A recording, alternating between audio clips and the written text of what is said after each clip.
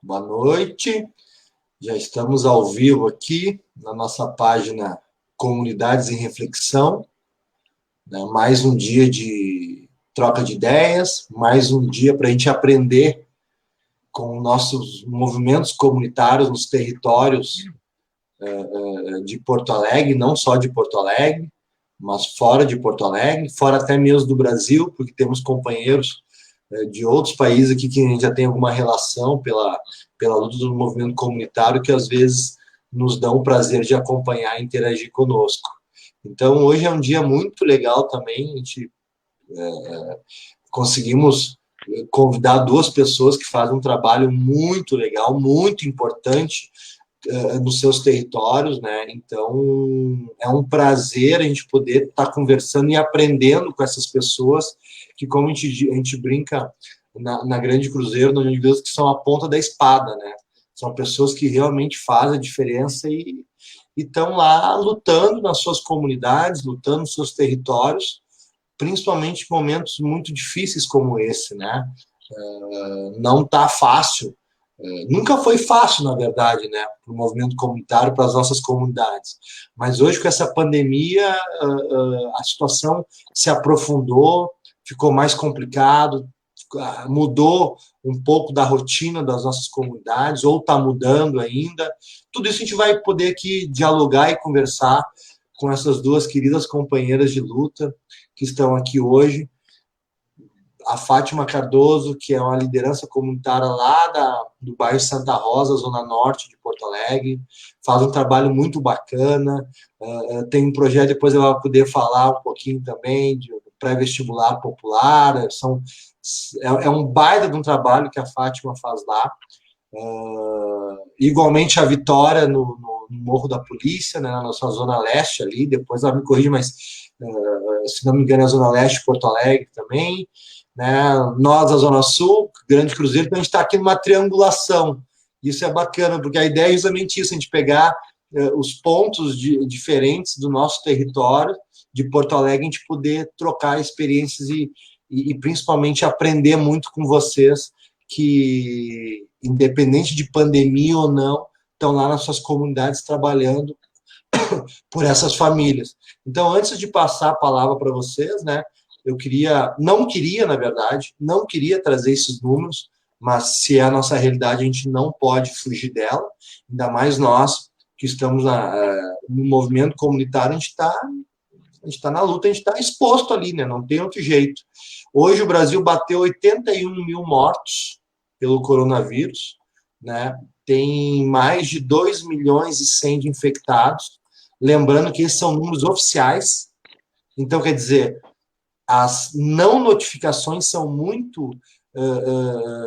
é muito grande o número de não notificações no Brasil, então quer dizer, esse número de infectados ele é muito maior. O Rio Grande do Sul está crescendo, esse número de infectados, o número de positivados. Nós já temos hospitais aqui em Porto Alegre que já estão reclamando que estão com a sua superlotação, chegou ao limite, né?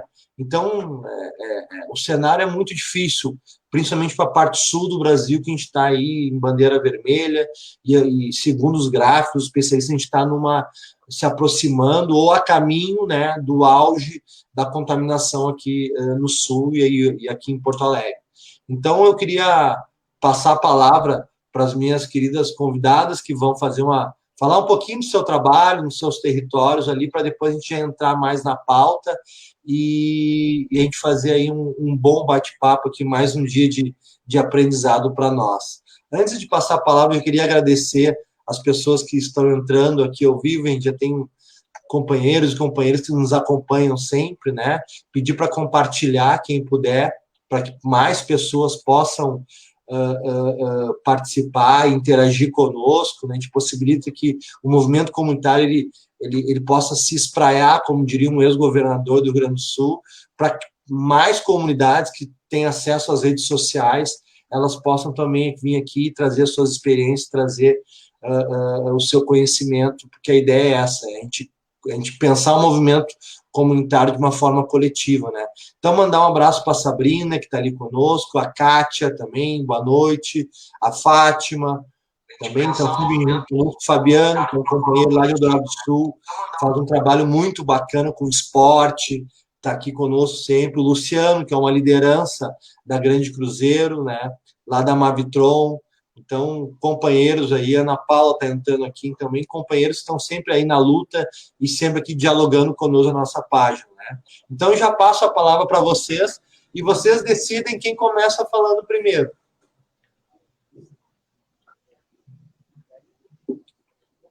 Para mim, tanto faz. Vocês que decidem. Pode ir, Vitória. Pode ir, Vitória. Tá, então, bora. Olá, boa noite. Me chamo Vitória Marques, sou presidente da Associação de Mulheres Unidas pela Esperança da comunidade do Morro da Polícia. Sou promotora legal popular, formada pela Temes. Sou promotora de saúde da população negra, formada pela Escola de Saúde Pública e pelo Ministério da Saúde. E sou líder comunitária, mãe, mulher, negra, tenho 4 filhos. Ultimamente, aqui agora, devido à pandemia, né, se tornou tudo mais difícil aqui na comunidade. Já era difícil, né? Agora ficou bem mais difícil devido ao descaso do poder público com essa comunidade que vive à margem da sociedade. As nossas crianças aqui, até hoje, não tem uma creche, não tem um SASE. Há mais de 11 anos, eu tenho aqui o documento, um pedido de cedência de um terreno para a construção de uma creche. E até hoje não foi liberado. Não deram a cedência. O terreno está ali, as bombas da água estão ali, e resposta não vem. E gostaria também de falar que aqui a gente faz doações de cestas básicas, temos parceria com o Banco de Alimento, com vários apoiadores, pessoas do bem, pessoas que têm um olhar diferenciado, pessoas que querem se somar, que se contagiam com essa energia desse trabalho com transparência, que aonde não tem quase nada, e a gente consegue fazer essa transformação e cada vez acolher mais gente e mais gente se somando a esse trabalho solidário. Eu sou a Vitória, moradora da comunidade do Morro da Polícia.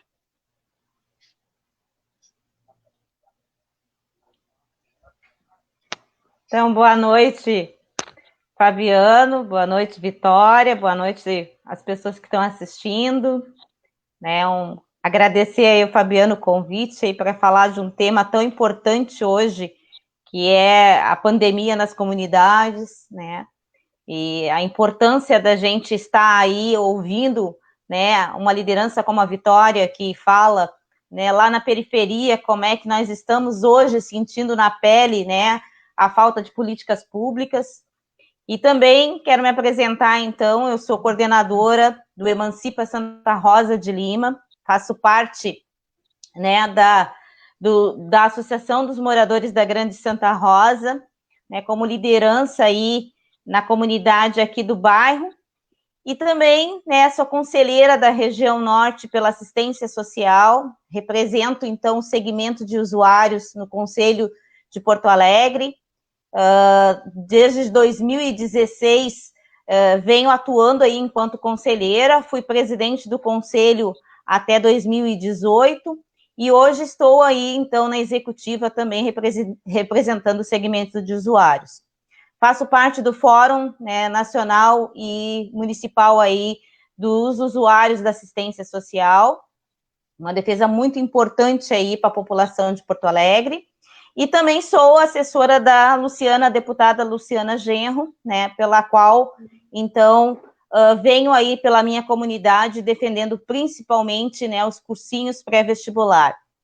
Através do Emancipa, nós temos, então, o cursinho pré-vestibular e o Emancipa Mulher, que também temos aí, né, igual a Vitória, essa luta pelo empoderamento das mulheres, pelo seu recurso, né? Hoje, na pandemia, a gente está tendo muita violência nas casas, principalmente na periferia, então a gente está aqui na escuta, estamos aí na parte também da solidariedade, e tudo isso nesse momento da pandemia, esse número que você falou, Fabiano, de 81, né, a gente vê para além do sofrimento da morte, para além do sofrimento das famílias, a gente tem a falta das políticas públicas e falta de solidariedade até do poder público na questão da alimentação, dos recursos, né? As famílias hoje elas estão contando aí com uma solidariedade ativa para se alimentar, né? Porque o poder público não cumpre o seu papel.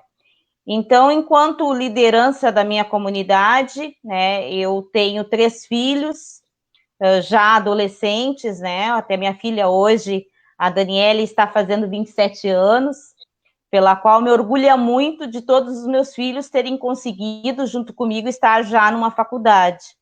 Então, através do Emancipa, a gente consegue levar jovens, mulheres, até a maioridade, nós temos aí, né, mães, entrando por uma faculdade que é um direito público, né, que é um direito de cada um, de ter aí pelo menos uma educação, e uma mãe que consegue que seu filho né, consiga alcançar os seus objetivos dentro da educação, de extrema importância para a periferia isso. E hoje, né, há pouco eu recebi a notícia, então, para além das mortes, vamos falar algo também muito importante, né, que as mortes aí, a gente cada dia se surpreende cada vez mais, e se choca e sofre junto, mas a gente teve a votação do Fundeb, que, né, lá na Câmara dos Deputados, aí a gente conseguiu aprovar, então é um mérito, é uma luta que a gente vai seguir avante, porque a nossa educação vem aí sendo precarizada a cada momento que troca aí um ministro da educação, então nós também temos que comemorar aí, pelo menos, que foi aprovado o Fundeb. E é isso. Que legal, que legal. É difícil a gente traduzir em palavras o prazer que a gente tem de falar com pessoas, com mulheres que fazem toda a diferença nos nossos territórios, né? Com mulheres que tomam a frente dessas lutas que são tão importantes, né, e tão necessárias nesse momento. E aí eu vou inverter a pauta, como aqui quem determina as coisas somos nós 3, então eu vou inverter a pauta aqui dos assuntos e vou pegar pela fala de vocês, né, que vocês falaram a questão da educação, que tem tudo a ver com o racismo, né? Hoje, a Fátima falou, hoje foi uma vitória, eu queria deixar registrado também aqui, uma vitória de quem luta por uma educação pública de qualidade. Essa aprovação do Fundeb, né, vamos lembrar que ele foi aprovado em 2006, né, e o prazo dele era até 2020. Então, se não fosse aprovado hoje, esses recursos que vêm do governo federal ia secar essa torneira, em grande parte, por conta de mais um ataque do senhor Bolsonaro. Aqui a gente não mede as palavras para dar nome aos bois, né? E esse aí, olha, até não queria ofender os bois, né? Fazer essa alusão aqui é uma ofensa aos bois, porque o Bolsonaro é difícil até a gente achar algum paralelo, e comparar ele com um animal é uma ofensa ao animal, né? Porque realmente o Bolsonaro ele é o nosso maior exemplo de quanto a gente pode retroagir no tempo, né, como ser humano e como país. E se fosse por esse governo federal, o Fundeb hoje praticamente ia sofrer um ataque violento. E isso ia desaguar aqui nas nossas escolas. O meu filho é de escola municipal, é de escola pública. Então, a gente está tomando no lombo com o governo marquesano e com mais essa tentativa de ataque do governo Bolsonaro. Esse mesmo governo que queria sucatear sociologia, filosofia, ciência política, né? Quer dizer, todas as áreas do conhecimento que bota o povo para pensar, esse governo autoritário ele não quer. E aí, isso tem tudo a ver com o combate ao racismo. É impossível dissociar o fortalecimento da educação e o combate ao racismo. São coisas que precisam caminhar juntas. E eu queria passar a bola para vocês para a gente bater um papo, então, começando por essa pauta, né? Essa relação de uma educação pública de qualidade, como a Fátima colocou, esses cursinhos pré-vestibular, eu sou encantado com esses projetos. Eu venho da periferia e há muito custo conseguir fazer uma faculdade. E aí eu sempre reconheço as críticas que eu tenho ao governo, os partidos trabalhadores, não, de forma alguma, altera também os acertos que teve. Eu sou fruto dos acertos. Eu estudei com FIES. E se não fosse o FIES, o filho de caminhoneiro da Cruzeiro ia dificilmente não se tornar advogado e hoje fazer doutorado em ciência política na URGS. Não teria trilhado esse caminho, olha lá a Vitória lá colocando. Acredito que também tenha sido fruto das políticas públicas também de um governo. Porque pobre, se não tiver política pública, não, como é que vai fazer faculdade? Não faz faculdade. Então, quer dizer, eu acho que é muito importante de cada vez mais botar as nossas comunidades, as nossas famílias dentro das universidades, né? E para isso, iniciativas como o Emancipa, e eu sei que tem a Ana Restinga, que é um baita de um trabalho que faz lá o Emancipa também, é muito legal. O Marcos é um companheiro de luta, professor da rede municipal e que também é envolvido no Emancipa. Então, são pessoas que fazem a diferença, né? E eu queria passar a bola para vocês, para a gente ver, para a gente fazer esse bate-bola. Eu fico emocionado de ver aquele retrato que a Vitória coloca ali, porque me empolga muito a gente ver gente nossa das comunidades saindo para dentro das universidades, porque é isso que os poderosos não querem. Eles não querem que os pobres saiam e amanhã se tornem doutores, se tornem essas pessoas que vão disputar esses espaços de poder, né? Então eu queria passar a bola para vocês, para ver como é que vocês pensam essa relação de uma educação pública e o combate ao racismo, que a gente sabe que é uma realidade duríssima no nosso país, não é de hoje que negros e negras sofrem um ataque sistemático por parte de um Estado que se preocupa muito em oprimir e não se preocupa nada em incluir dentro de políticas públicas que possam fazer a gente ter um país um pouco mais igualitário. Então, esse é um tema fundamental que já vamos começar por ele aqui. Queria ouvir vocês um pouco sobre isso. Vamos seguir no mesmo processo, Vitória? Quer falar você? Pode ser. Essa é minha filha, Michele Marques, modelo, fonoaudióloga, especialista em audiometria, bolsista, cotista, tá? Uma menina que jamais imaginaria que ela poderia chegar até onde ela chegou e vai chegar muito mais, tá? Assim, ó, eu, doméstica, na época, fazia faxina na casa de um advogado, onde ele chegou e disse para mim assim, ó, tá, o que a tua filha vai fazer agora, se ela já concluiu o ensino médio? Eu disse assim, agora ela não vai ter que parar os estudos. Ele, por quê? Porque eu não tenho dinheiro para pagar um cursinho de pré-vestibular. E ele me falou com um tom de voz tão alta, vamos parar com isso, que mania que vocês têm de dizer que pobre não pode chegar lá. Pode sim. Coloca a tua filha estudar 2 semanas dentro de um quarto e vamos ver se ela não vai ficar entre as 5 melhores no vestibular. Cheguei em casa bufando. Não vi a hora de chegar no morro. Cheguei e disse para minha filha, a partir de hoje, tu vai estudar aí no quarto. Tá? Só basta tu querer. Tu pode, nós podemos tudo. Quem faz a transformação somos nós. Aí ela começou a estudar, e ainda ela me retrucou. Tá, e por que tu não estuda? Tu gosta de mandar todo mundo estudar, todo mundo se forma e tu tá aí. Eu disse, não, mas é tu que eu quero que se forme agora. Agora é tua vez de se formar. Já se formou um monte de gente, agora é tu que vai. Aí paguei o vestibular, tinha que pagar o vestibular, foi lá, fez a prova, ficou em 5º lugar. Só que vocês não sabem. Ninguém me avisou que ela tinha ficado entre as 5 melhores. No último dia de inscrição, uma pessoa me ligou e disse, a tua filha está entre as 5 melhores, saiu na 0 hora. Corri daqui para lá, de lá para cá, eu posso, e vamos lá, e vamos que nós vamos conseguir. E ela se formou na escola, no IPA, tá? Já fazem mais de 5 anos, bem mais, né, Tati? Bem mais. E ela está trabalhando agora, é funcionária do Correio, ela que faz os pagamentos dos hospitais de 2 milhões, de 3 milhões, tá? Quando que eu ia imaginar isso? Tá? Tudo através do estudo. O que falta para nós? É oportunidade, que é o que não está chegando aqui na ponta. As nossas crianças aqui no morro, falta é oportunidade. Eles falam bonitinho, isso e aquilo, na teoria, mas na prática eles deixam a desejar.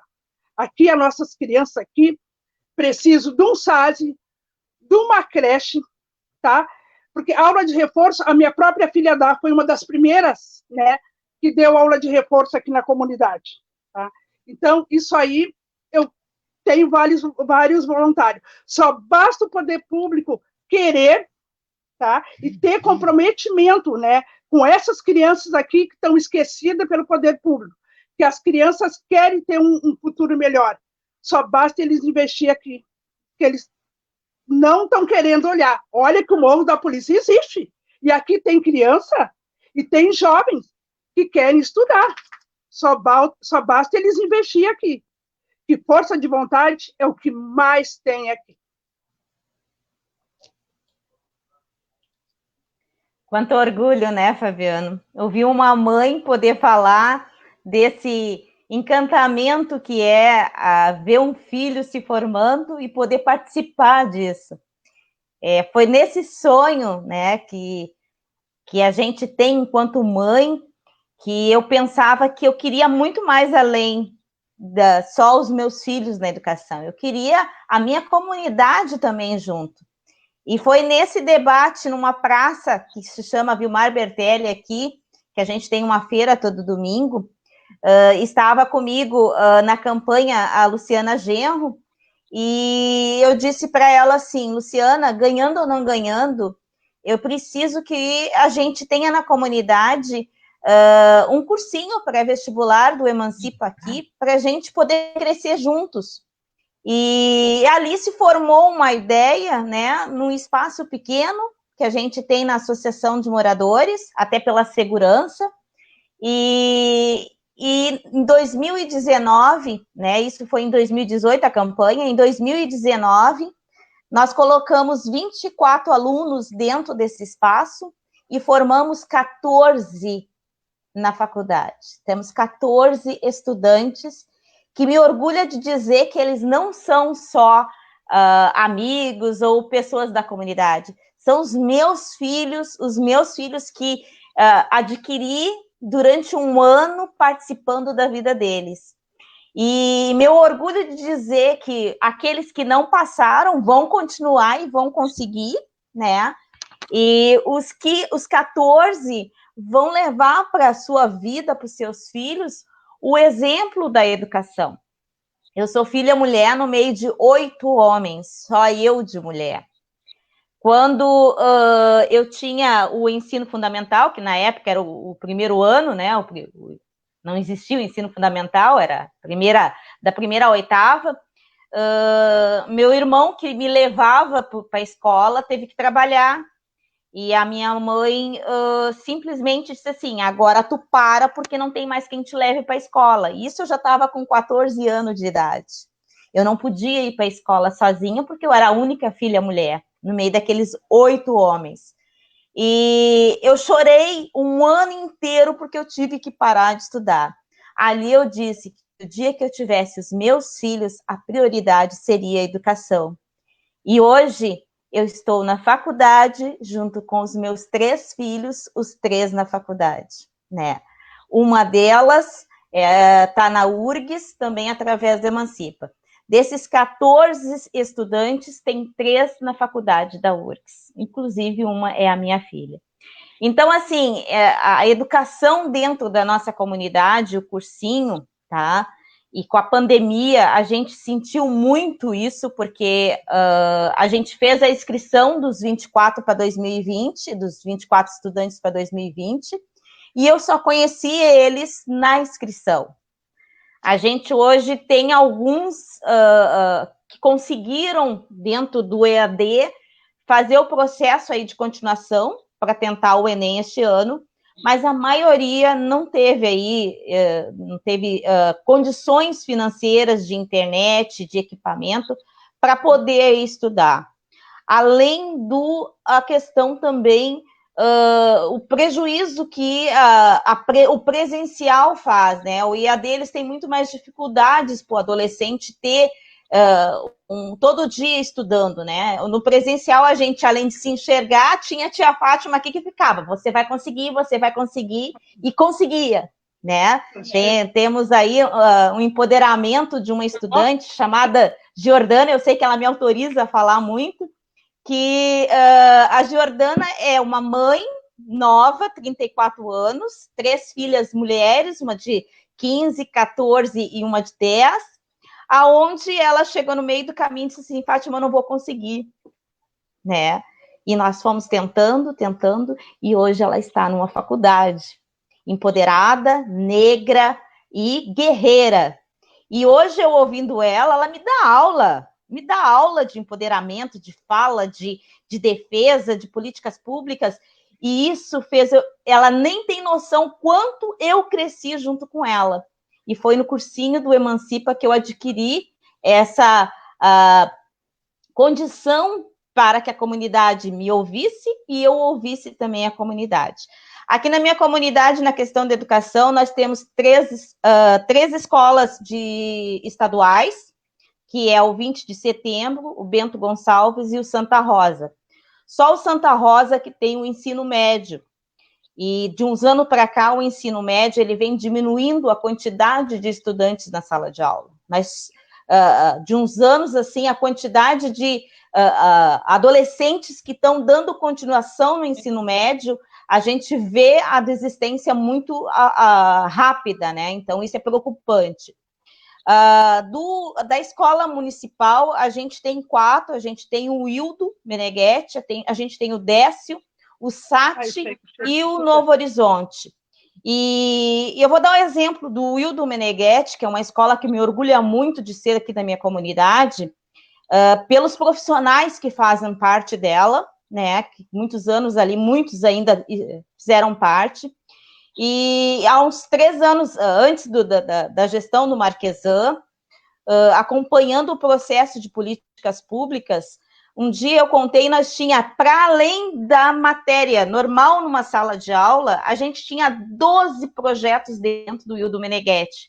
Entre eles, projeto de leitura, escola da samba, nós tínhamos a robótica, nós tínhamos vários outros projetos, o ambientais, que deixou a escola linda, de florestal, uma professora, a professora Maria, que fez da escola uma beleza através do projeto com os estudantes, transformando a escola em folhagem, em aprendizado, e deixando a escola bonita. Bom, isso com a entrada do Marquesan se perdeu tudo. Para começar assim, não só perder os projetos, como adoecer os profissionais. Como aqueles professores que tinham o gosto de vir para uma sala de aula e trazer para a periferia os seus conhecimentos e fazer o aluno crescer junto, se perdeu tudo isso.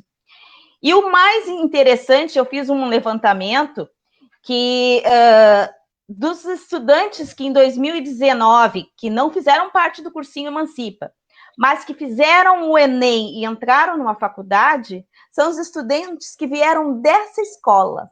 Nós temos estudante da escola Wildo Meneghetti, que passou em 2019 em Relações Internacionais, em Medicina. Nós temos estudantes do ensino fundamental com esses projetos aí, que conseguiram chegar a uma faculdade. E aí tu diz assim, aquilo ali incentivava eles a continuar, né? Mesmo não sendo só a matéria, a matemática, portuguesa, eu tinha muito mais além, o conhecimento para a vida, né? E eles conseguiram isso. Uma das coisas do Emancipa que me chamou muita atenção é que nas aulas do... Fabiano, se eu estiver falando muito, tu me fala aí, manda mensagem. Uma das aulas que a gente... como nós temos os professores que são tudo voluntários, e esses professores são altamente qualificados, e os nossos parceiros também que vêm assessorando aí o nosso Emancipa, tinha dias que nem todos os voluntários podiam estar, então teve a tia Fátima dar aula, né? E o que a tia Fátima dava aula? Conhecimento de políticas públicas. E uma das aulas que chamou muita atenção foi, mas tia, por que essas coisas não são dadas na escola normal para a gente? Porque essas coisas não é para tu saber. Essas coisas não te dão voto. Então isso é preocupante, porque a maioria das pessoas não sabe onde é o posto de saúde, né? A maioria das pessoas não sabem quem são os profissionais que estão, o que elege, qual é a secretaria, né? Ela não sabe como é que funciona o processo das políticas públicas dentro da sua comunidade. E o Emancipa, ela passa isso, né? Então, a educação é uma prioridade na periferia, sim. Os cursinhos é uma prioridade. O nosso Emancipa está continuando, a gente está conseguindo aí, através da solidariedade, ajudar 150 famílias, né? Agora, o nosso Emancipa está vindo aí com um projeto para os imigrantes, vamos ajudar 300 imigrantes, e depois, quando a gente for falar de moradia, a gente pode estar falando aí da questão do imigrante, que é importantíssima para Santa Rosa, né? E vou deixar aí vocês falarem também, senão eu fico falando. Queria aproveitar. Primeiro, eu quero dizer que eu estou emocionado com as falas de vocês, com o testemunho da Vitória, com o testemunho da Fátima, né? Só reforça a nossa gratidão de vocês estarem aqui conosco, porque esse espaço dessa página, ele é para isso. É para a gente ver o quão rico que são as nossas comunidades, e que se temos muitos problemas, mas também tem muita coisa boa que acontece. E a gente está aqui junto e refletindo, e eu aprendendo com vocês, assim, é uma coisa que é difícil encontrar palavras para dizer. Da mesma forma, as nossas queridas companheiras e companheiros que estão nos acompanhando aqui, muitas pessoas interagindo aqui, eu queria fazer um baita de agradecimento para o pessoal. A Lucélia, que entrou aqui também, a Maria Luísa já estava se manifestando aqui também, Leor Damantes, acredito que seja o nome dele, Ana Paula, o Brunão aqui, professor da rede municipal, também tem uma baita de uma preocupação, um baita de um trabalho em relação ao combate ao racismo. Isso é muito legal, porque aqui muitas pessoas são de comunidades, mas também tem professores que participam, a gente tem professores da UFRGS que, quando podem, estão aqui conosco também. Então, são várias pessoas pensando juntos, sabe? Isso é muito legal. Lá a Vitória colocando troféu, Luísa Quilombo Imperador, olha lá, ó. É muito legal. Então, são pessoas que fazem a diferença e que realmente podem falar com a total autoridade de quem não fala absolutamente nada do que aquilo que não faz no seu dia a dia. Então, isso é muito legal. Da mesma maneira, as pessoas que estão aqui e que a gente sabe que fazem um belo trabalho nas suas comunidades, e as que também não fazem, mas estão aqui junto também, trocando informações, trocando experiências, né? A gente caminhando junto nessa luta difícil que é a vida das nossas periferias, né? Então, mandar um abraço para a Adriana, também que está aqui junto conosco, né? Pessoas que realmente são de comunidades e sabem o que é a dificuldade, como vocês colocaram, da gente sofrer um sucateamento da educação, sofrer um sucateamento da saúde pública. Agora, faz 3, 4 semanas, uma unidade de saúde foi fechada no território da Cruzeiro, em plena pandemia, acumulando toda aquela população de 4, 5 mil pessoas em outro de saúde. Então, quer dizer, são governos que tratam as comunidades como números, como orçamento, não trata as pessoas como gente, não lembra que lá tem criança, que tem idoso, que tem... Para eles, comunidades, periferias são números. E por ser números, para eles é uma questão de planilha ali, talvez uma planilha de Excel, e assim que eles tratam, assim que eles acham que constroem políticas públicas. Então, é muito importante a gente estar aqui refletindo, e isso eu sempre digo, refletindo sem medo de dar nome àquilo que precisa ser dar nome. Aqui se fala em partido político, aqui se fala em gestor, aqui se fala em prefeito, aqui se fala em governador, em presidente. Ontem o nosso querido governador Eduardo Leite, só para dar um exemplo, ele disse que não se arrepende de ter votado no senhor Bolsonaro. Bom, da classe social que ele pertence, para mim faz sentido ele dizer isso.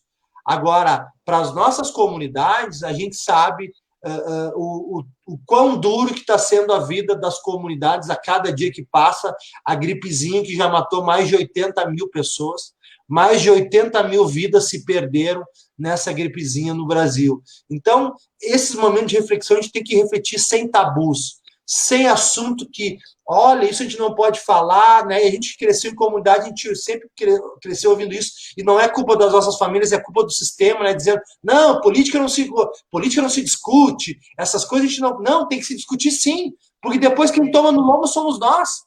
Quem corre atrás do prejuízo 4 anos é nós, do movimento comunitário, é as famílias, é todo mundo. Então, como é que a gente não vai falar em política? A gente tem que falar em política, sim. A gente tem que apontar para um governo Marquesan e não ter medo de dizer que esse governo vai entrar para a história como um dos piores governos da história de Porto Alegre. E aí agora eu vou me entregar politicamente aqui, Vitória. Eu vou me entregar aqui para uma prefeitura que teve Leonel de Moura Brizola, para um estado que teve Leonel de Moura Brizola como governador, que eu sou suspeito de falar, eu sou um brizolista roxo. Cara, como é que a gente não vai apontar essas contradições que a gente tem hoje em Porto Alegre, e no estado, e no país? A gente tem que tratar desses assuntos, sim, para que as nossas comunidades, cada vez mais a gente possa refletir junto, e na hora de ir lá botar o votinho na urna, a gente repense um pouco as coisas. Porque depois é 4 anos tomando chumbo grosso. E aí, 4 anos não é fácil. A gente está vendo agora com o governo Marquesan. Eu queria pegar um ponto, eu mencionei aqui a saúde, eu queria ver um pouquinho, falar com vocês a questão do isolamento social. A gente está chegando, se aproximando de um pico de contaminações no Rio Grande do Sul, em Porto Alegre. E a gente sabe, nós da União de Vilas, a gente é completamente a favor e defendemos o isolamento social. Agora, a gente não se descola da realidade das comunidades. Isolamento social, ela tem que vir acompanhada de uma política pública do Estado que possibilite as pessoas de ficar em casa. Porque qual é a história das comunidades? As pessoas trabalham hoje para comer amanhã. Então, tu dizer que não precisa ficar em casa, mas não adianta ficar em casa e não morrer de vírus e morrer de fome. Então, quer dizer, esse dilema a gente tem que combater trazendo o Estado para o papel que lhe cabe. O Estado tem que fazer uma remuneração social adequada para que essas famílias fiquem em casa. E aí sim a gente possa cada vez mais fortalecer o isolamento social. Porque a realidade das periferias não é a realidade da classe média e da classe alta, que pode ficar em casa ali, que bom pode. A periferia é outra realidade, é outro Brasil dentro do Brasil. Então eu queria ver como é que vocês enxergam essa questão da necessidade de isolamento social, mas também da realidade das nossas comunidades.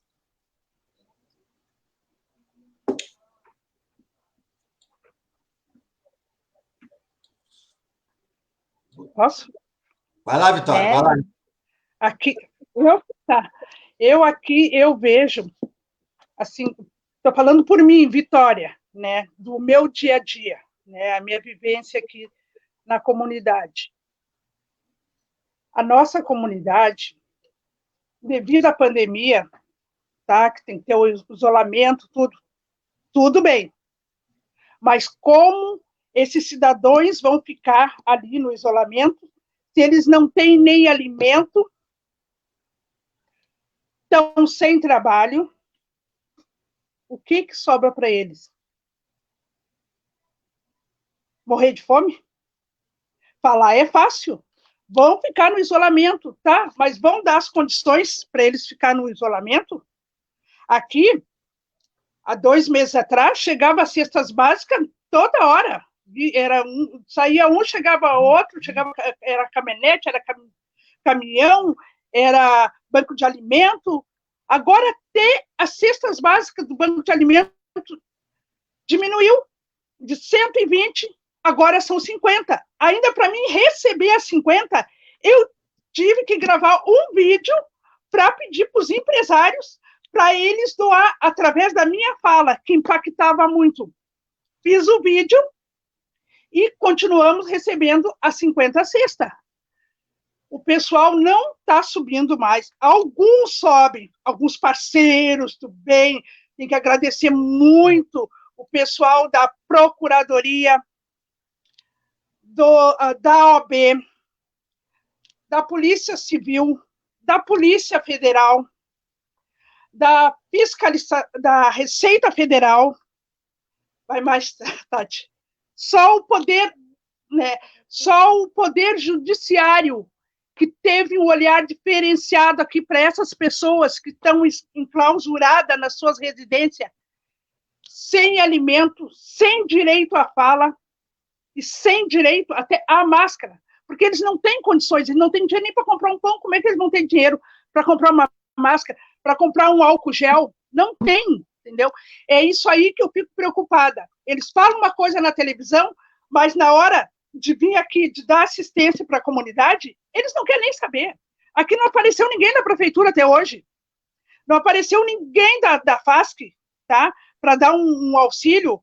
Ali, a única coisa aqui que está funcionando bem é o posto de saúde, que está sendo até reformado, né? Que veio uma verba. Eu sou conselheira do posto de saúde também, sou conselheira de saúde.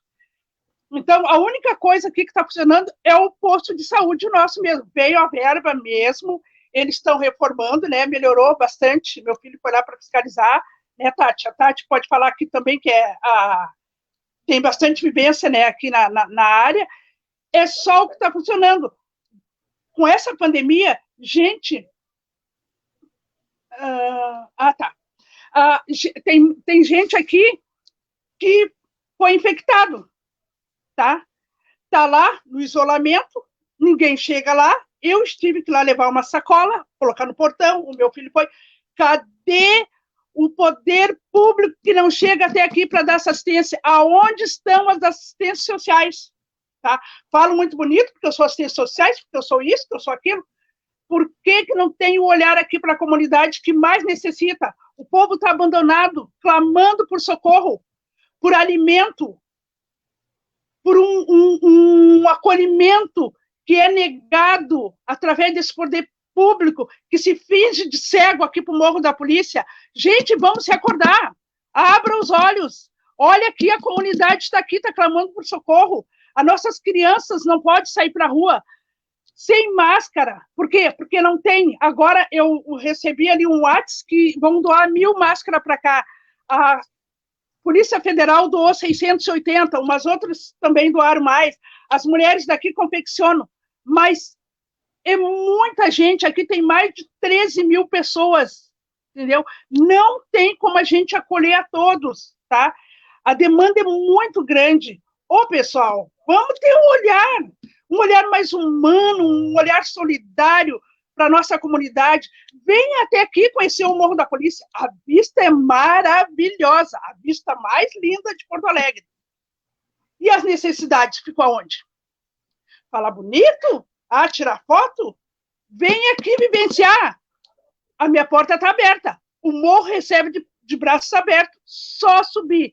Se a elite sobe, por que o poder público não sobe até aqui?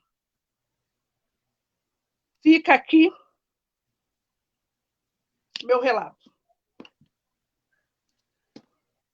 Esse teu relato, né, vem bem a nossa periferia, acho que em toda Porto Alegre. Hoje eu estava te ouvindo aqui e lembrando que, para além da pandemia, nós tivemos as enchentes, né? E lá as ilhas, então, além da fome, da preocupação aí do Covid, vem mais a perda de tudo que tu tem dentro da tua casa e ter que recomeçar do zero. E aonde estão as políticas públicas para isso? Quantos anos a gente vem aí com as ilhas sendo as mais massacradas? Mas aí eu vou falar aqui pertinho da minha região, que é aqui, né, a divisa entre Porto Alegre e Alvorada, que nós temos o Arroio Feijó, aqui com as famílias também aqui da Americana, que também alaga tudo e perdem tudo todos os anos. Nós temos aqui o Sarandi, que aí também tem o arroio, que devido à falta de manutenção, né? Falta de manutenção, não é porque alaga porque tem muita chuva, é falta de manutenção, né? Que alaga também todo o Sarandi e como está Porto Alegre quando chove. E quando a gente sai pelas ruas de Porto Alegre, a gente vê aí um descaso tremendo de toda a infraestrutura, de todas as situações aí que Porto Alegre virou com a gestão do Marquesan. Isso é lamentável e não tem mesmo, Fabiano, que deixar de falar. Tu pode perguntar para qualquer pessoa que trabalha em Porto Alegre, desde o transporte, as dificuldades que aumentou um monte, desde as condições das ruas para andar, e as condições hoje na pandemia, elas só pioraram, porque daí veio a fome junto. Nós temos aqui na região norte, já antes da pandemia, uma situação bem séria, que também em Porto Alegre, em vários outros pontos tinha, que era o fechamento de alguns postos de saúde da equipe do IMEFS. Nós já vinha num debate dentro da própria comunidade aqui, o fechamento de postos de saúde da Genor Jarro, do Gleba, do Sarandi, da Elizabeth, e isso já vinha preocupando que nós teríamos uma defasagem aí muito grande na questão da saúde já, e também por uma situação onde aqueles profissionais ficariam desempregados, que eram 3 mil funcionários do IMEFS em todo Porto Alegre. Então, a gente já vinha nessa resistência antes da pandemia. Com a pandemia, a gente até pensou que isso poderia se resolver, porque daí tu precisa de profissionais. O Marquesan só piorou a situação do IMEFS, né? Teve que aí a justiça entrar. Roberto Robaina fez uma ação muito importante aí para poder combater também junto com os outros vereadores, e nós tivemos aí, além da questão do IMEFS, a questão aí que não tem em massa, né, o teste para o Covid. Então, o que eu consigo enxergar? É uma preocupação muito grande para aqueles profissionais que são aqui da nossa região, que estão sem condições de trabalho, porque eles estão na linha de frente, é eles que estão dando a cara para bater, e é eles os primeiros a ser contaminados. Te dar um exemplo, aqui no meu CRAS Santa Rosa, nós estamos com surto, já com 3 profissionais afastados por Covid, os outros tiveram que fazer aí o exame, e estão atendendo a população, porque o decreto do Marquesan, ele não dá direito ao trabalhador, ele diz que é essencial, mas ele não tem uma ação, um plano de ação para essa situação. Aliás, ele não fez ação nenhuma para essa ação. E nós temos aqui na região um número bem grande já, e o Sarandi está num dos primeiros também, de pessoas com Covid, coisa que antes a gente não via. Mas o que me preocupa na questão aqui tu sai o decreto dizendo que pode ter até lockdown, né?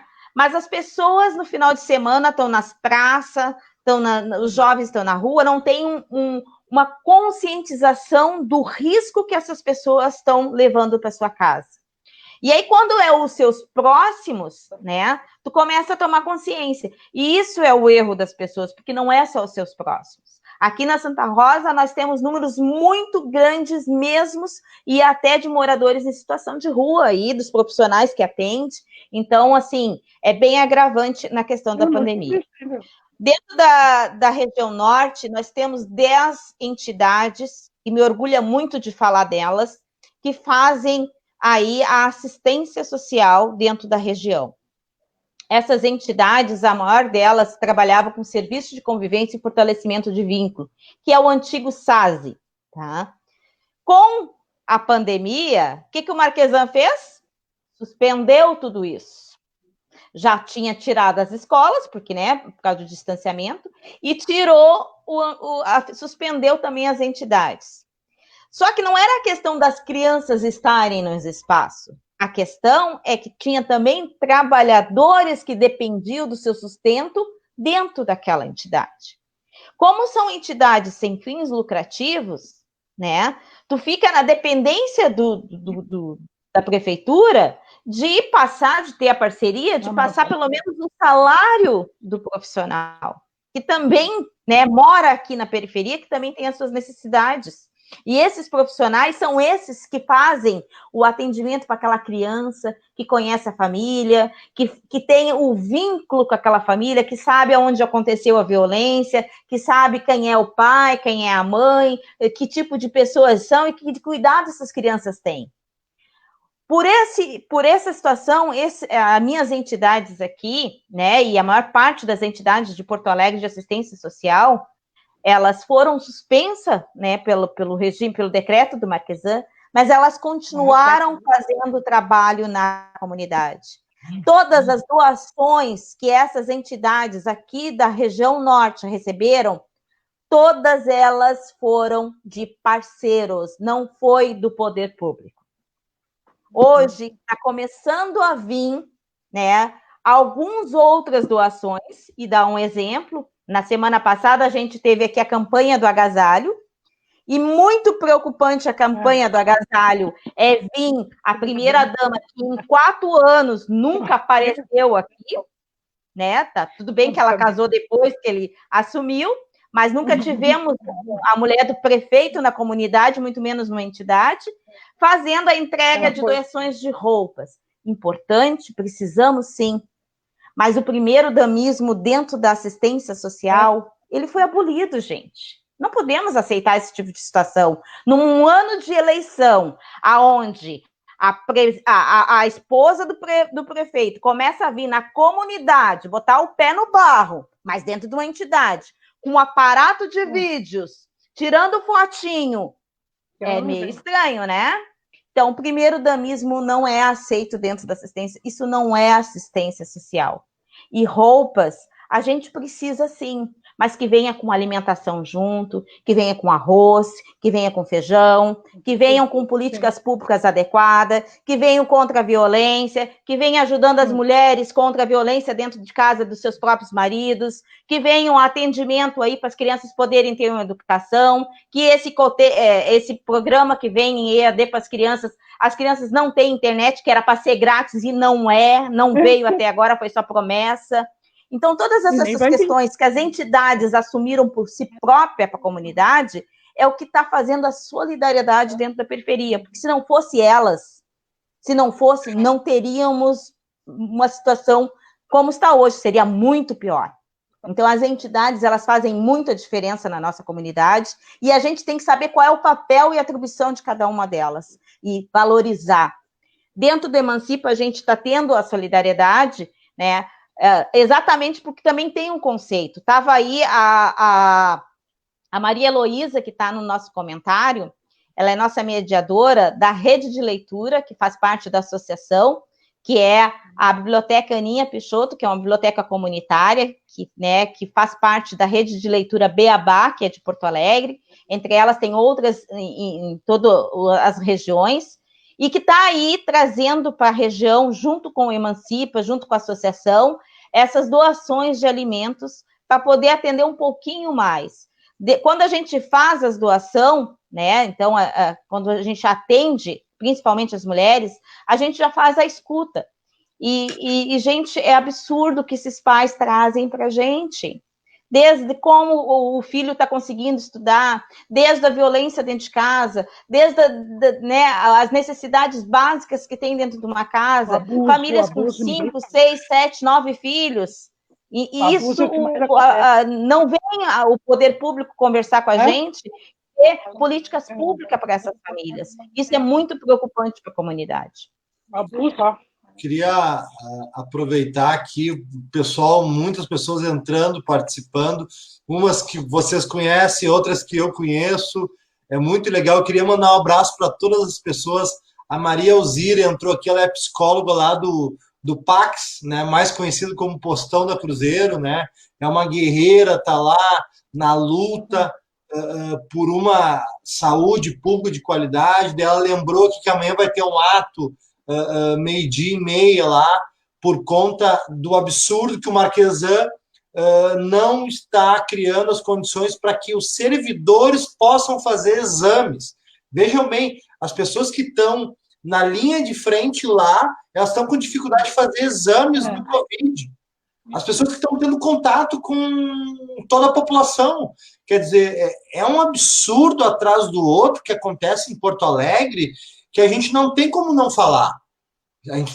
Nós, o movimento comunitário, estaria sendo omisso se a gente não falasse e não tocasse nesses assuntos. Então, mandar um abraço para Maria Alzira, uma guerreira, está sempre lá nas nossas reuniões do Conselho Distrital de Saúde também, está sempre na luta realmente por uma saúde pública, que é a nossa grande necessidade e, ao mesmo tempo, nosso grande valor, que é o SUS.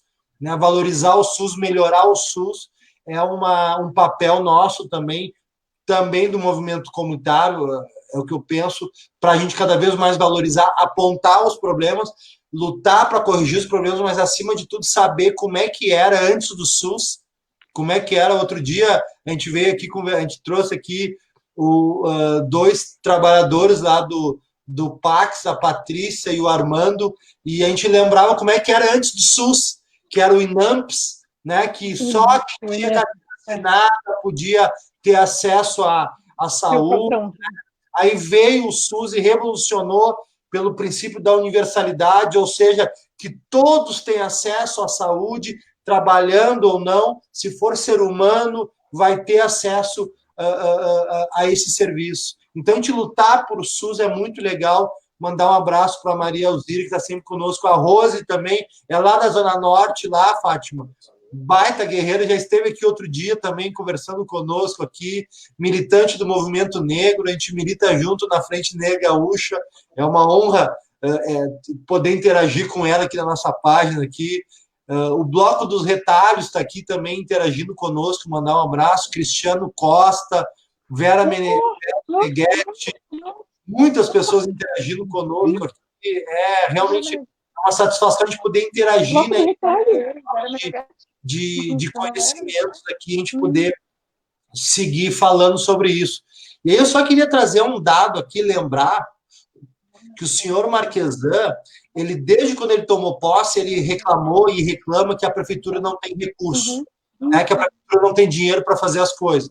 Pois bem, não faz muito, ele gastou, e não foi pouca coisa, em verba publicitária em Porto Alegre, gastando em verbas institucionais que poderiam ser destinado a essas comunidades que estão passando dificuldade, como a Vitória muito bem colocou. E também, quando ele era candidato, isso a gente tem que lembrar, ele viajou, vamos lembrar, no meio da candidatura, no meio da campanha dele, ele parou a campanha, viajou para Brasília, sabe para quê? Vamos lembrar que para votar a favor daquele absurdo que foi a PEC dos tetos de... Não é teto de gasto, é um erro falar essa expressão, é teto de investimento. 95. Porque quando fala teto de gasto, é óbvio, quem é que não vai ser a favor de teto de gasto? Claro que dá no primeiro momento, não, tá certo, teto de gasto, mas não é teto de gasto coisa nenhuma, era teto de investimento, investimento na saúde e na educação. E ele viajou para Brasília e votou a favor, porque na época ele era deputado federal, vamos lembrar disso. Então, se tem prefeito dos 497 municípios do Rio Grande do Sul que não pode falar e reclamar de falta de dinheiro, é o senhor Nelson Marquesan, porque ele votou a favor para que os municípios não tivessem dinheiro. Por 20 anos está congelado. 20 anos está congelado os investimentos de recursos da União em saúde e educação. E como é que o Marquesan vai querer me dizer que falta dinheiro em Porto Alegre? Se falta, se é que falta, que eu desconfio que tem grande problema de má gestão aí, mas se falta dinheiro, ele é um dos grandes responsáveis porque ele votou a favor desse teto dos investimentos em saúde e educação. Então, cada vez mais a gente precisa refletir com as nossas comunidades e lembrar, porque agora, no final do ano, a gente tem eleição. Agora, no final do ano, a gente tem eleição. A gente tem duas alternativas. Ou manter esse Marquesan, ou mudar os rumos de Porto Alegre. E aí eu, Fabiano, como sou um militante de esquerda, e outro dia eu vi uma militante, uma colega minha, Fabiano, quem fica em cima do muro é caco de vidro. Eu nunca mais vou esquecer essa frase, e eu concordo plenamente. Eu, como sou um militante de esquerda, de periferia, de milito na periferia, eu não tenho medo de dizer lutar para que a prefeitura volte para a esquerda, porque a gente precisa mudar os rumos de Porto Alegre. precisa ter momentos de reflexão como essa, que mais construir junto uma política de raciocínio, de reflexão. Porque está aí o que esses governos de direita fazem. E nós precisamos tocar nessas feridas e falar sobre isso. Então, eu queria justamente pegar um pouco que a gente está trazendo e falar um pouquinho, Vitória, tu mencionou ali também, a Fátima também mencionou indiretamente uma pauta que é fundamental para as nossas comunidades, que são as moradias. A regularização fundiária é uma coisa que é um sonho para as nossas comunidades, que vai melhorar a questão do saneamento básico, a questão da saúde, a questão do fornecimento de água. Essa é outra coisa que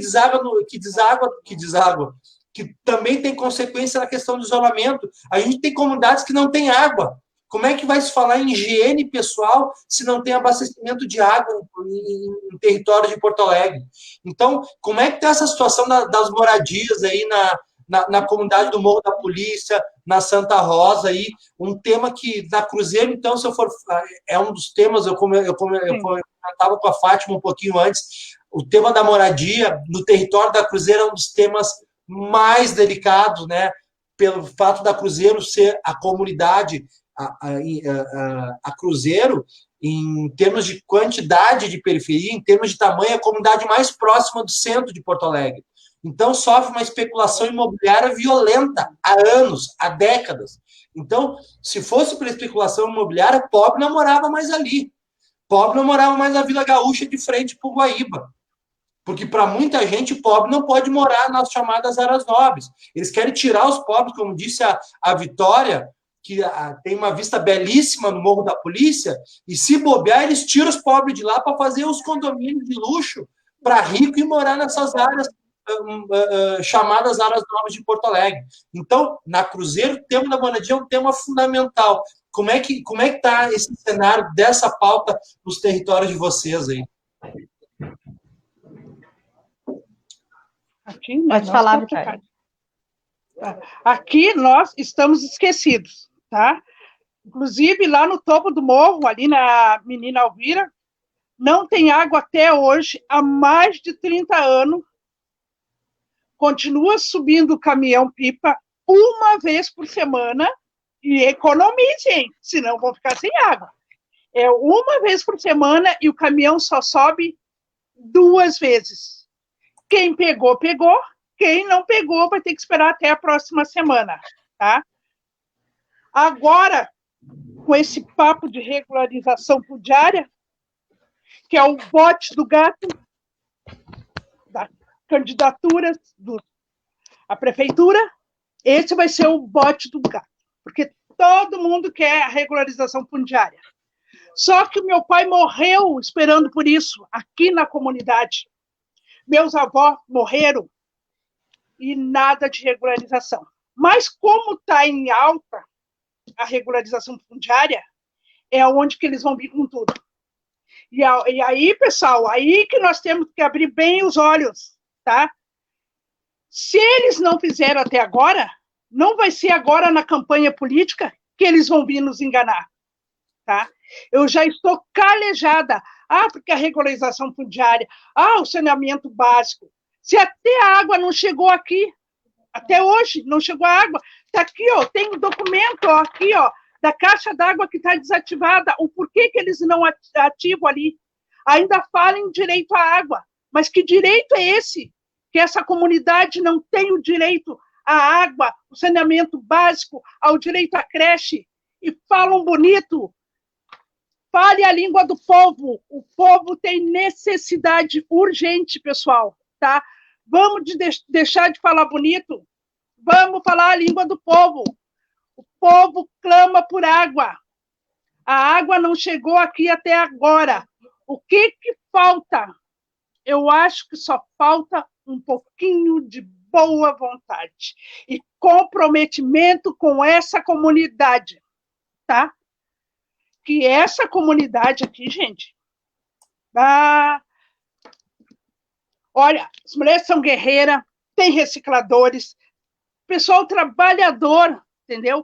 O porquê que não traz o benefício, o direito tanto o mais da água que as mulheres, né, que necessitam, as mães chegam cansadas, não tem, agora no momento não estão trabalhando, mas o porquê que o caminhão-pipa chega só na quarta-feira e só 2 vezes ele sobe no morro, tá? E daí, se tu vai reclamar, não, mas vocês estão numa área ocupada. Ocupada por quê? Porque não houve um planejamento. O porquê que não faz um planejamento aqui para essa área, tá? Tanto tempo falando que não, vão fazer isso. Cadê o planejamento do Morro da Polícia? Quem é que vai ter o olhar diferenciado para o planejamento aqui, gente? Não adianta falar. Eu quero ver o poder da caneta. É isso que interessa para a nossa comunidade. Chega de nos enganar. Queremos nosso direito na prática, tá? Não só fala bonita. Isso aí, nós já estamos calejados, cansados. A comunidade não quer mais nem ouvir, tá?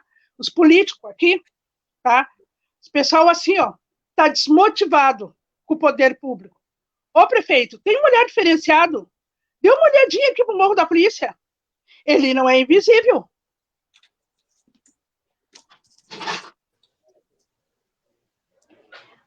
O direito que foi nos tirado, né? O direito à moradia que está na Constituição.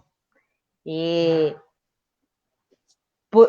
pelo direito que adquirido na Constituição, que a fala da Vitória vem muito, né? Nós queremos no papel, Vitória. Nós queremos a regularização no papel, né? Para poder puxar as políticas públicas, porque eles dão a desculpa que não fazem políticas públicas porque não tem o documento. Não botam um posto de saúde porque não tem um documento. Não fazem aí o que é uma política pública para a criança, adolescente, né? Com a desculpa que não está regularizado.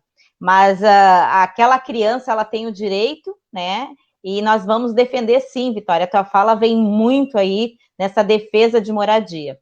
Aqui na região norte, praticamente no bairro Santa Rosa de Lima, a gente tem, nós já chegamos a um número de 20 ocupações aqui em entorno, né? Principalmente no entorno onde tem aí a periferia bem crítica, que é perto dos arroios, então, assim, em locais bem inadequados aí. E nós temos ocupações aqui de muitos anos que até agora não saiu do papel, que estão aí na justiça, como o Fernando Wagner, que estão aí com processos já há muito tempo, que é ali na Vitória da Conquista. Então, tem vários lugares aí que a gente está ainda, né, engatinhando aí para conseguir que saia do papel para poder regularizar. Conseguimos algumas AEs aí através da Fernanda Melchione, do mandato do PSOL, conseguimos algumas AEs, mas ainda temos muito que avançar. Há pouco aí a gente conseguiu também uma reintegração que estava já prevista, que é na Babilônia, sabe, que eram 80 famílias, então a gente conseguiu reverter isso, e com a pandemia não mudou nada, né, porque se eles tiverem que tirar vários lugares aí, eles pegam e tiram. Nós tivemos agora aqui a vinda do pessoal da Nazaré, num momento muito difícil, né, então são famílias aí que já estavam numa vulnerabilidade, vieram sem acompanhamento e com a pandemia piorou mais ainda. Estão precisando aí de muito alimentos ali, né, com toda a questão aí, principalmente quantidade de crianças que tem nesses espaços. Com um aumento aí da população na Zona Norte, através das ocupações, né, nós montamos aqui, através das lideranças da comunidade, do bairro, nós montamos o CC Norte, há uns anos atrás, antes da gestão do Marquesan. E qual era o objetivo? O objetivo era lutar por moradia através aí do orçamento participativo ou de outros meios de direitos. E nós conseguimos, através do espaço da Associação dos Moradores, fazer uma inscrição com as pessoas e uma vez no mês nós se reunia exatamente para discutir aí essas políticas públicas, para as pessoas poderem ter um pouquinho de entendimento e lutar pelo seu direito. E nós conseguimos botar no livro do orçamento participativo 100 casas para 100 famílias. Famílias essas que moravam aqui de aluguel ou de ocupação, ou na casa do fundo do pai ou da mãe, que tinham seus filhos aí que já estavam morando no apertadinho e que precisavam do seu espaço por direito. Só que com a entrada do Marquesan, a primeira coisa que ele fez foi o decreto. Aliás, a primeira coisa que ele fez foi acabar com os 50, até acho que foi o Arilton que botou aí, né, os 50 telecentros de Porto Alegre. Foi a primeira coisa que ele fez, ele acabou com os telecentros, tá? E depois disso, então, veio o decreto aí, tirando todas as demandas da assistência social, da educação, da cultura, né,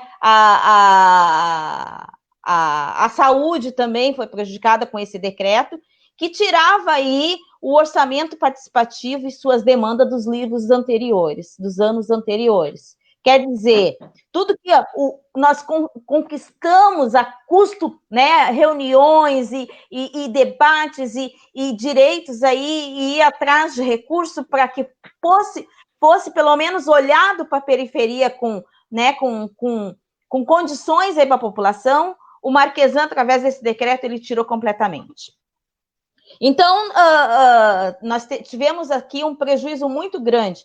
As pessoas, assim, até hoje nos cobram aí, o que foi que deu, que a gente vinha em reunião, assim, o Marquesan entrou e acabou com isso.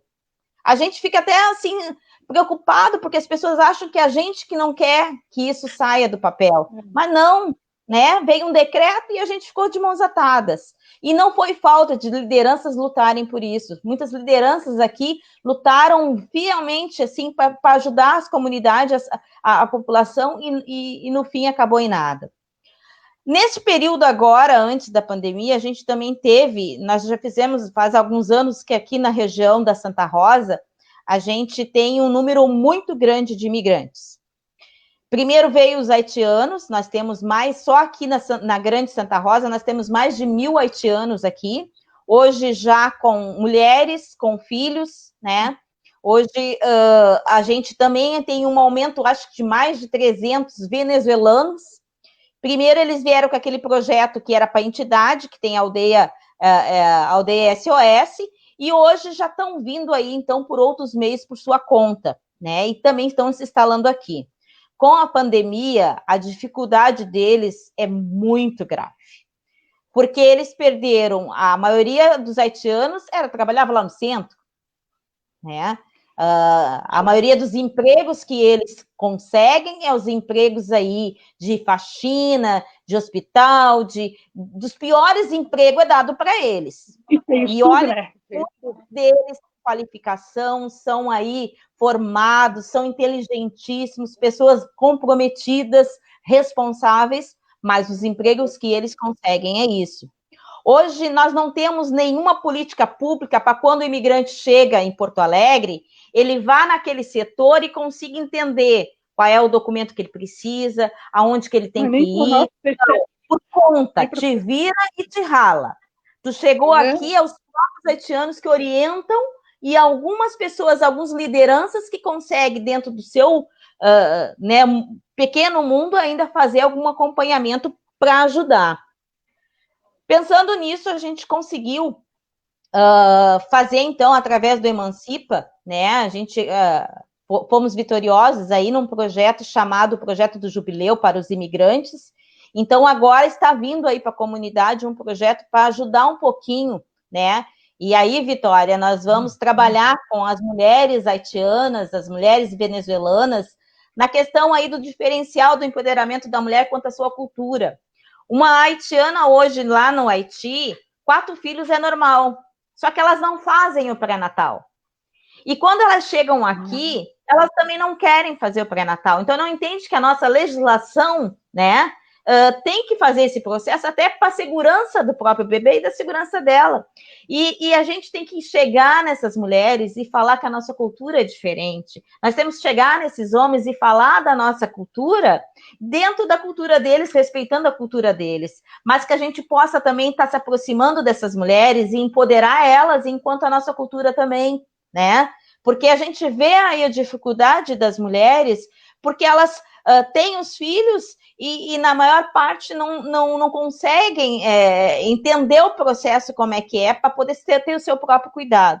Então, o projeto Jubileu não só vai atender a questão da linguagem, da educação, né, na questão da solidariedade ativa, porque também vai ter alimentação, mas também nesse processo também da língua, porque eles falam crioulo, eles falam espanhol, alguns deles falam francês. Então, assim, a gente tem muitas dificuldades do vínculo com eles por causa da língua também. Então, o projeto vai servir para ajudar a gente também aprender e eles também aprender o nosso português. Então, assim, eu fico muito orgulhosa aí desse projeto que está vindo para a região norte, mas eu gostaria muito que as outras regiões também pudessem ter isso, porque eles também estão em outras regiões, os imigrantes também estão nas outras regiões, né? A questão... Isso, exatamente. Nós temos 5 mil haitianos em Porto Alegre, gente. 5 mil haitianos, fora os outros. Só aqui nós temos mais de 1.000. Então, assim, eles têm uma associação de de haitianos, eles estão muito organizados, eles conseguem fazer. Eles fizeram um carnaval aqui na nossa comunidade, né, da cultura deles, antes da pandemia. Então, assim, eles têm uma cultura que a gente também tem que conhecer essa cultura, né, apreciar, saber como é que funciona e também fazer esse vínculo para a comunidade poder estar ajudando e também ser ajudada também, porque são eles que estavam nos dando aí o aluguel social. Falando em aluguel social, e daí eu vou falar um pouquinho da assistência, tá? Com o desmonte aí das políticas públicas da moradia, acabou que era o aluguel social, que era do DEMAB, vindo para a FASC. Não funcionava no DEMAB, e muito menos vai funcionar na FASC. Porque o que acontece, né? A assistência social, ela não é o objetivo a moradia. Então, assim, tu escolhe né, as pessoas que mais precisam para o aluguel social e tira do DEMAB a necessidade de falar dos outros em si.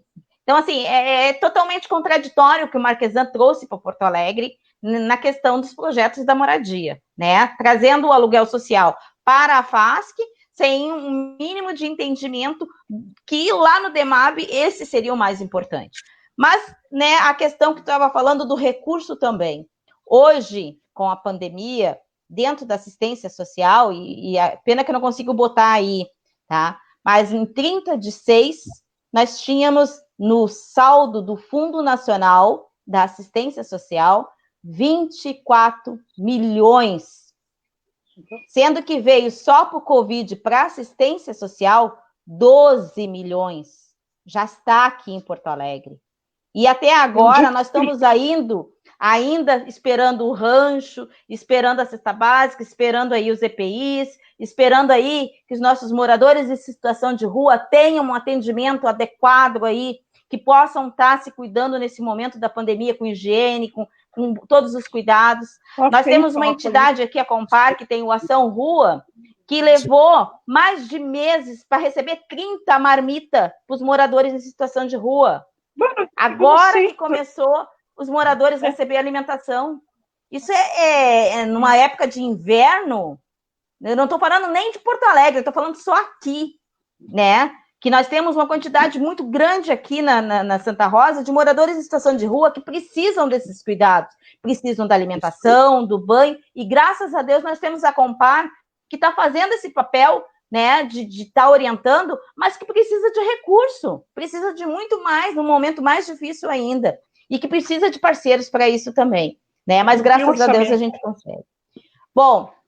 Que legal. Fátima, eu só queria, desculpa, não, queria pegar teu gancho. É que eu começo a falar e não paro. Não, tranquilo, mas aqui a gente tem o espaço livre para a gente falar o que quiser e o quanto quiser. Nem que termine só nós três conversando, mas aqui vamos embora. Quando falou os haitianos, né? Esse é um tema fundamental para Porto Alegre. No território do Cristal, que é ali, para quem conhece, né? Glória, Cruzeiro e Cristal ali, tem ali haitianos morando ali. E a União de Vilas, ela vem fazendo um trabalho dessas redes de solidariedade com os apoiadores, né? Nos seus núcleos, né? Que são as comunidades locais, que a União de Vilas ela tem toda uma sistemática para poder fazer essa rede de solidariedade, mas fortalecendo o movimento comunitário. Essa é uma preocupação muito grande que nós temos. E numa das ações que nós fizemos agora há poucos dias, na comunidade do Cristal, foram haitianos beneficiados lá com essa rede de solidariedade do movimento comunitário. E realmente o que tu falou, Fátima, tu falando e eu me lembrando lá da cena, nós lá junto com eles lá, e de alguma maneira, né, fazendo o que o movimento comunitário consegue fazer, né, o que não é muito, na verdade, né. E aí só reforça essa necessidade de cada vez mais a gente trabalhar pela integração dessas pessoas na sociedade, porque isso nos faz avançar. O raciocínio contrário disso é um raciocínio muito pobre, é um raciocínio que, na verdade, se tu olhar para as melhores experiências que a gente tem no planeta, foram as experiências de uma inclusão social muito grande, independente das etnias, independente das origens das pessoas.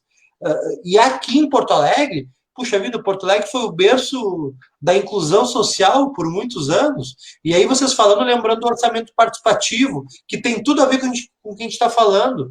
O orçamento participativo, embora a gente já esteja muito apurado no horário, mas eu queria que vocês depois falassem brevemente, se possível, para a gente ir encerrando também, mas o orçamento participativo no território da Cruzeiro revolucionou o território.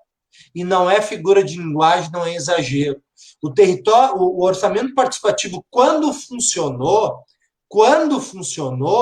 botou as comunidades para decidir sobre onde deveriam ir os recursos públicos nas obras dos seus territórios. E o orçamento participativo ele funciona por um motivo muito evidente e muito lógico. Ninguém melhor do que as comunidades para saber onde devem ir as políticas públicas. Não é um cara lá no centro, num ar-condicionado, num gabinete que vai saber onde tem que ir o encanamento da água, onde tem que ir o esgoto, onde tem que ir a água, onde tem que ir a luz, onde tem que ir o asfalto. Eu cresci jogando bola nas valetas da Cruzeiro ali. E, por um lado, eu me orgulho de onde eu vim. Agora, isso ataca diretamente a dignidade da população. Criança não tem que nascer e crescer jogando bola no meio de valeta. Ninguém merece isso. Ninguém tem que ter uma vida como essa. E o orçamento participativo mudou toda a configuração do território, porque botou as pessoas na ponta do processo. E hoje nós temos um governo que acha... Vamos lembrar, né, um tempo atrás, o nosso prefeito falou que os Joãos e as Marias em Porto Alegre não tinham muita condição de decidir o futuro da sua vida. Em outras palavras, ele quis dizer isso, da cidade. Mas como que não? O orçamento participativo, quando funcionou, deu uma prova cabal da potencialidade que é o movimento comunitário e as comunidades poder tomar a ponta do processo. Porque aí uma crítica construtiva que eu faço até para o campo progressista da política, né, para a chamada esquerda. A gente tem que cada vez mais se preocupar não em fazer políticas públicas para as comunidades, mas fazer política pública com as comunidades.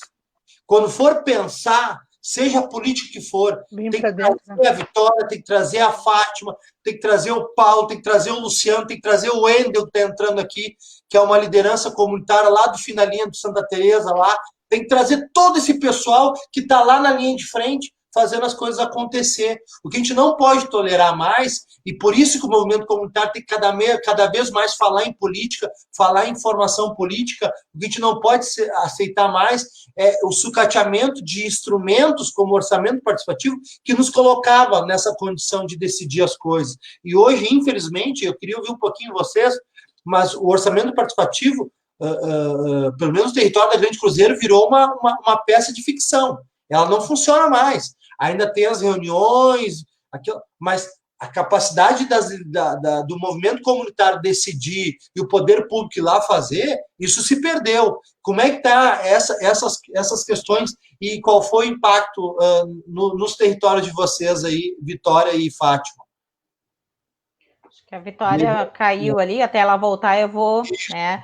Só falando um pouquinho ainda da moradia dos haitianos, né? Nós tinha a ocupação Progresso aqui, que foi desocupada pelo prefeito de uma maneira até cruel, considerado como os bichos, foram colocado fogo na casa deles, foram retirados e chamados de negros, foram discriminados pela própria polícia no momento da retirada.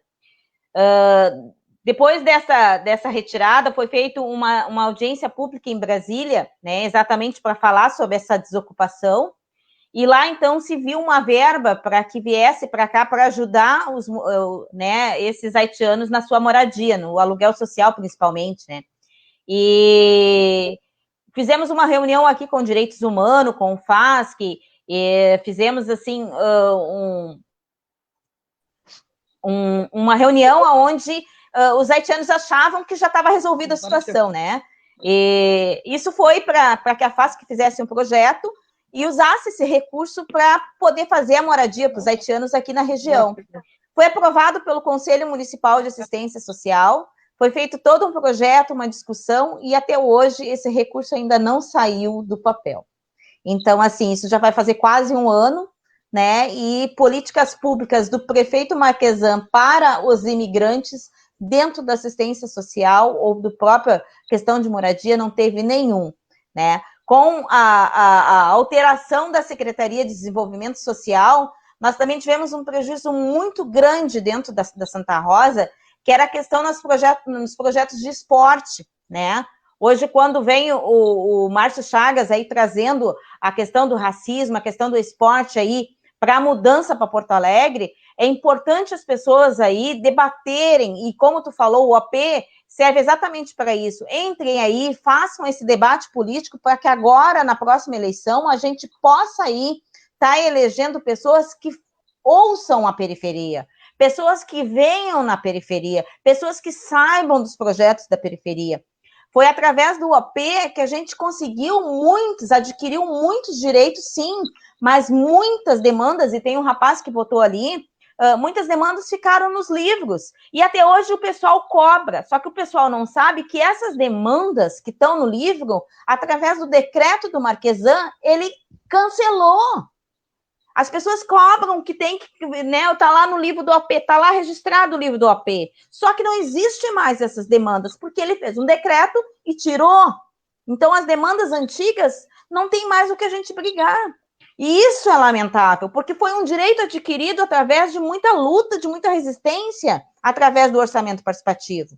E quando veio o decreto, o orçamento ele continuou, mas continuou na questão política daí. E aí se perdeu todo o contexto da discussão, da periferia, das pessoas poderem aí fazer suas demandas.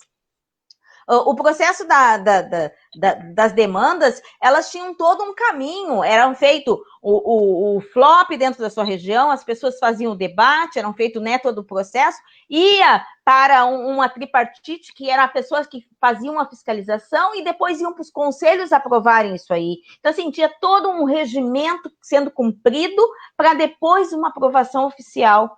E com o decreto isso se perdeu tudo.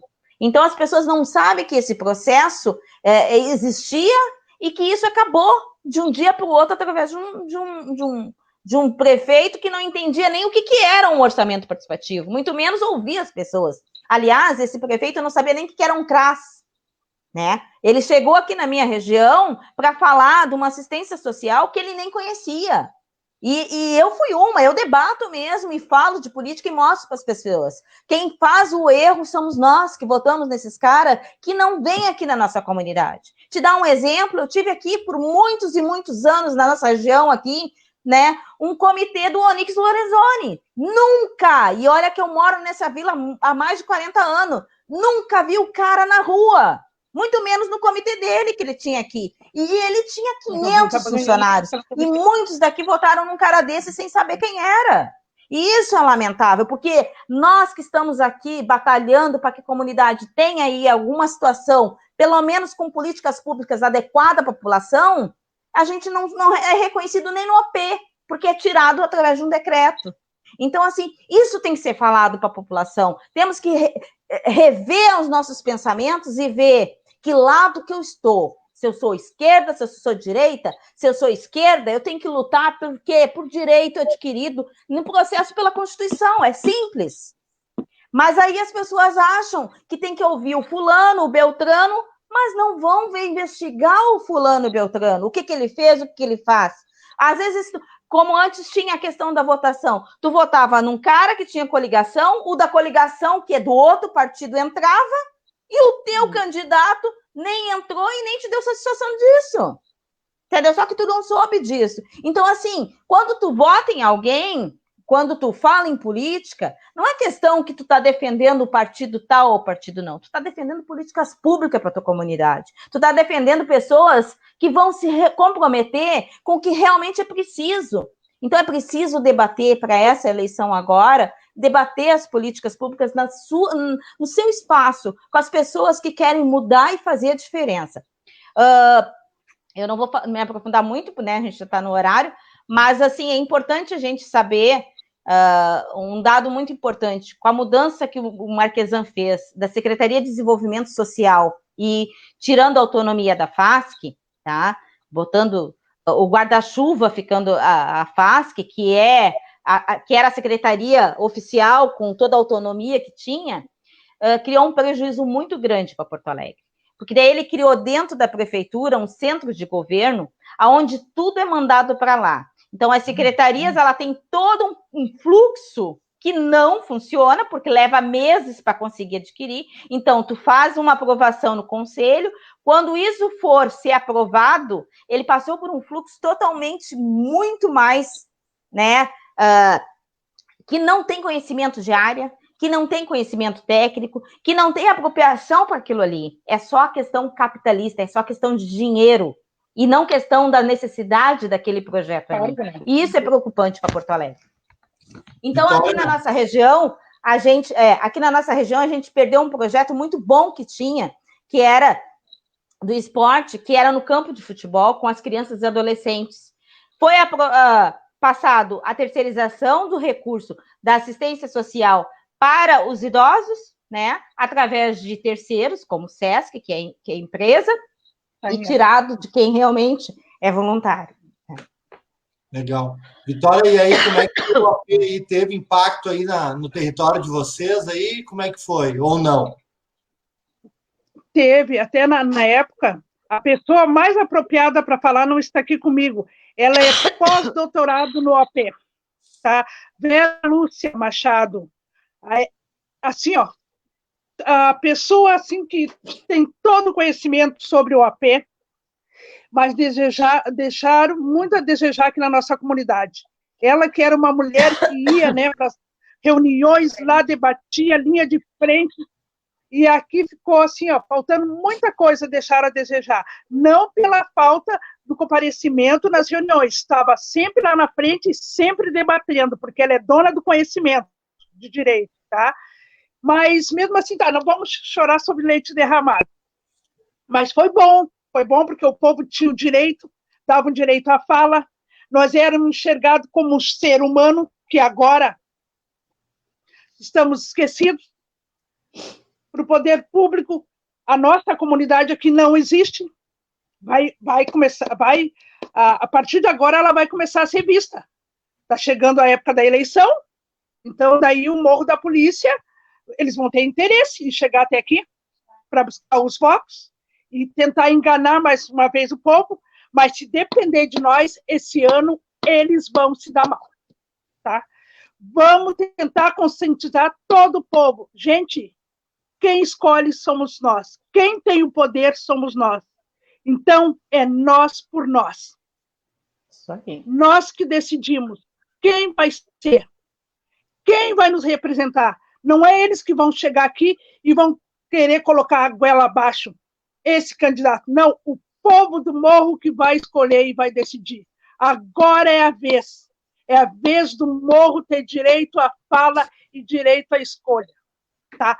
É nós por nós. Uma boa noite. Muito obrigado. Que legal, gratidão, gratidão, gratidão. Olha, vou te dizer assim, ó, o primeiro agradecimento, eu queria agradecer pela aula que vocês duas nos deram hoje, praticamente de tudo, né, do movimento comunitário, da riqueza que existe nos nossos territórios, pela luta de vocês, né. Eu sou meio repetitivo em algumas coisas, mas vocês falando sempre, eu tenho que mencionar que realmente vocês são a ponta da espada mesmo, porque são as pessoas, são as mulheres de periferia negra que fazem um movimento comunitário e pode realmente falar com a total autoridade de quem está lá na ponta do processo e fazendo as coisas acontecer. E eu fico muito feliz na verdade, me renova as energias quando eu tomo uma aula, que nem foi hoje esse bate-papo aqui com duas guerreiras e que fazem um trabalho, assim como muitos companheiros e companheiras que estão aqui e participando até essa hora, 10h30, 1h e quase 1h40 de live, várias pessoas aqui junto conosco. É uma demonstração que realmente para a gente caminhar e fazer a diferença, a gente tem que caminhar junto. Se não caminhar junto, é muito mais difícil, né? Então, a gente ter essas pessoas aqui nos acompanhando, se manifestando, interagindo. Eu, do fundo do coração, queria agradecer cada uma que esteve até agora conosco. Também as pessoas que nos acompanharam e não se manifestaram, mas também, né, tiveram paciência para nos ouvir, porque isso é muito importante, né? Eu acho que hoje a sociedade que a gente vive, um dos grandes problemas é a incapacidade de se ouvir, né? A capacidade de um ouvir o outro, com o coração aberto, né? No sentido de aprender, porque, como diria o Paulo Freire, o conhecimento é construtivo, né? E para ele ser construtivo, a gente tem que construir junto. Conhecimento é coletivo, é junto, caminhando e um aprendendo com o outro. Então, a Norma entrando aqui, uma guerreira lá da Lomba do Pinheiro, está sempre nas lutas, sempre na luta pela água, que lá na Lomba é um problema sério lá. Então, é uma honra realmente ter a Vitória, ter a Fátima, ter essas guerreiras que interagem aqui, que fazem uma luta, assim como os moradores. Na verdade, ser morador de periferia no Brasil já é um motivo para receber todos os elogios possíveis, porque já é um guerreiro, uma guerreira por si só, porque não é fácil realmente num país que é rico, por um lado, mas extremamente desigual pelo outro, extremamente cruel com as populações que é quem de fato bota esse país de pé. Não são ricos, não são os bacanas, não são as elites. Quem bota esse país de pé é a classe trabalhadora, é quem mora lá nas periferias. Então, já virou uma tradição aqui que quem encerra os nossos bate-papos são as nossas queridas convidadas e convidados. Então, eu quero passar a bola para vocês, deixar aqui, fazer um convite, né? Toda terça-feira, nosso bate-papo, pessoal que puder nos acompanhar também, compartilhar, enfim, estar junto conosco para a gente aprender junto, é sempre um grande prazer. Então, mais uma vez, do fundo do coração, agradecer vocês por terem aceito esse convite e ter nos dado essa baita aula que vocês duas mulheres nos deram hoje. Eu venho agradecer em nome da comunidade aqui do Morro da Polícia, a nós, mulheres negras, guerreiras, cidadãs, mulheres que estão aí na ponta, mulheres dedicadas, mulheres na luta pelo amor, por direito à igualdade. E só tenho a dizer, nos respeite. A palavra respeito é a maior riqueza desses dias de hoje. Respeito, gente. Respeite nós, mulheres negras.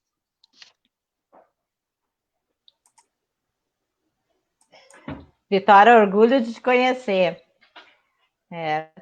A gente estava aqui pensando quantas coisas ficam pendentes ainda. Nós não falamos do sambódromo, nós não falamos aí de uma série dos campos de futebol.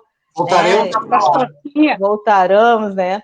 Tivemos aí né, uma gestão do Marquesan aí destruindo tudo e todos, então é muito assunto para a gente poder lembrar e falar ainda. Mas antes desse momento aqui, eu estava numa reunião, né, com o Márcio Chagas e a Fernanda Melchiona, sobre a negritude, sobre o antirracismo, sobre as propostas aí para próximas eleições, e a gente fez um debate, principalmente, foi a fala da Vitória, né, que o negro, que a mulher, que a periferia, ela precisa desse respeito, ela precisa de políticas públicas, elas precisam ser ouvidas, elas precisam aí que a gente pelo menos tenha condições, né, de poder se expressar, porque hoje tu vê nas mídias aí uma polícia, né, principalmente atacando o negro e aparecendo na mídia, e a gente parecer que está de mãos atadas, em século XXI, é difícil tu ouvir uma mulher como a Vitória, que luta pela sua comunidade, que luta pela mulher, falar pedindo respeito. Então, começa pelas autoridades, começa pela polícia, né? Que respeite o negro, que respeite a mulher, que respeite o ser humano e que vamos aí fazer com que a democracia ela não seja o que o Bolsonaro aí está botando, né? Que a democracia que de fato aconteça na nossa comunidade, que a gente possa falar, que a gente possa ser ouvido, que a gente possa se expressar.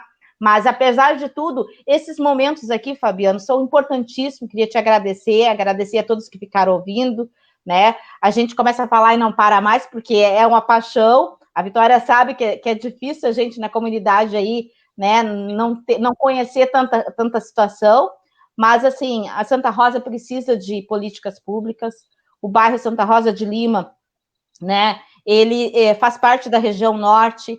Aqui a periferia está precisando de muitas, né, situações em todos os lados. As ruas daqui estão horríveis, né? A situação aqui está bem precarizada mesmo, e com a gestão do Marquesano só piorou. Vamos tirar esse homem, gente. Eu vou lutar para que ele caia fora e que a gente possa aí pelo menos ter um sufoco aí para respirar na questão, pelo menos, da defesa de quem mais precisa, né? Que seja ouvido. Gratidão aí por todos. As duas estão convocadas para em algum outro momento a gente vir falar de novo, e aí vamos trazer todas as outras pautas que a gente não conseguiu falar. Um grande beijo, um grande abraço para vocês, e foi uma honra tê-las aqui hoje. E agradecer. Eu que agradeço. Muita luz para nós. Claudinha, que está aí na live.